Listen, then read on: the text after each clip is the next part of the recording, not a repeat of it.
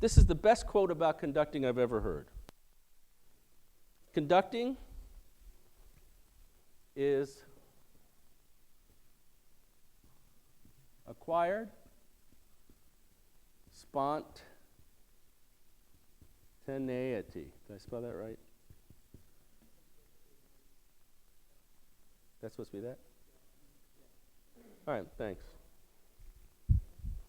Think about that, acquired spontaneity. Spontaneously responding to the ensemble with gestures that you've worked on and acquired. See, if I say, where are you from? I guess she totally blew that. We'll try it again. Where are you from? 84. You didn't have to go like you did. 84. Right? I'm just giving you a hard time. Right. That's the same thing with gestures. Remember, anybody ever taken a vocabulary course in school? Yeah. Probably why you talk like you do. I taught, unfortunately, when I was teaching high school, some reason I had to teach a course called Word Power. Ooh. Now, in this course, when you get a list of words in vocabulary class, what do you do? What's the first thing you do? Why does that not surprise me at all? What do? What's the first thing? You got a list of words that you've never heard of before. Looked up the definition. So, the definition, hot cue, touch cue, tap cue, individual player may be cue, touch might be a section, platter could be a whole section, unroll, soloist. So I'm defining those gestures. Then what's the next thing you do? Thank you, Kevin. You put them in a sentence. Noun, adjective, verb, adverb. Then what you usually do is write a paragraph. So there's some continuity in the flow. That's kind of how you learn conducting gestures. You practice them individually like you're learning a new word.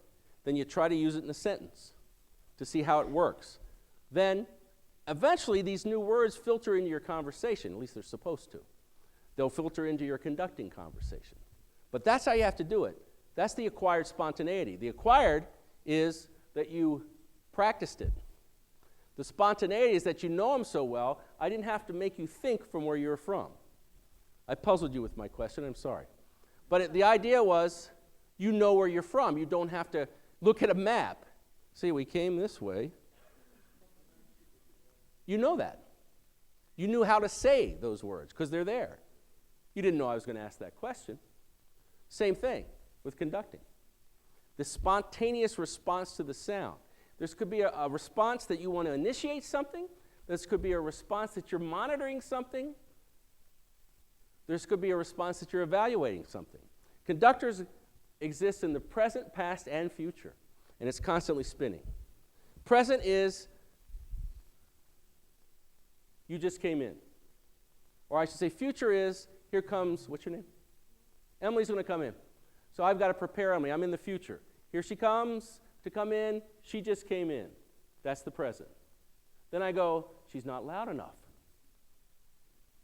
That's the past. I have to evaluate how she came in.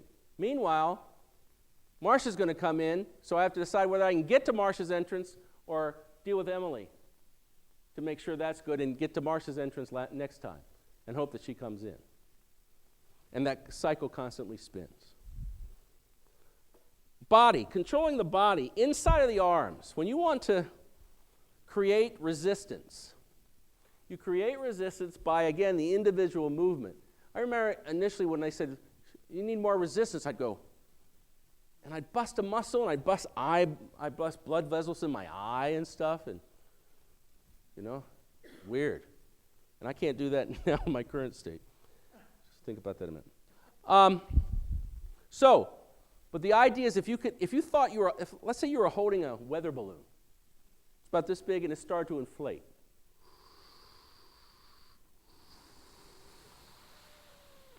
That's how it would inflate. It wouldn't inflate, you drop the balloon. If you can think about moving your hands when you conduct legato, as though, again, these hinges are getting pushed out. And again, the last hinge that's pushed out is this, as that weather balloon starts to get bigger. The hinge, counter motion, sorry.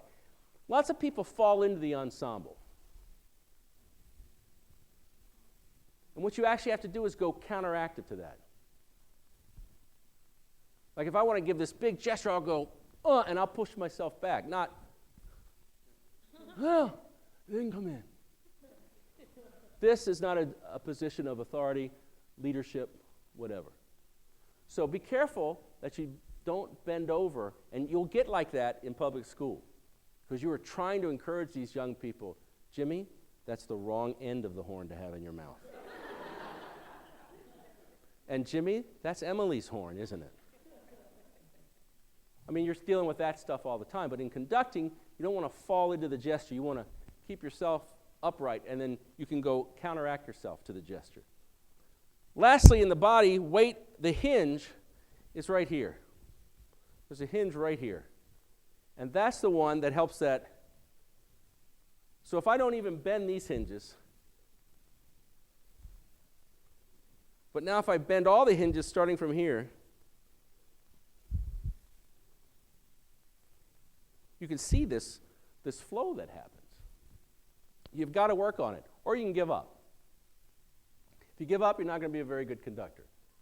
You might be an okay teacher, but you're not going to be a very good conductor. And a good conductor, who's a good teacher, is a better teacher because they can conduct.